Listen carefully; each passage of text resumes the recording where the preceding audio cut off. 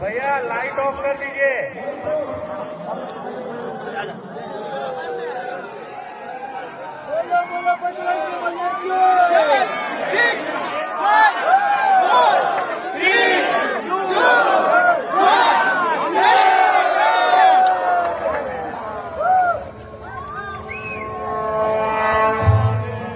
సర్వ మానవాళికి రక్షకుడు, మనకు కొండంత అండగా నిలిచేవాడు.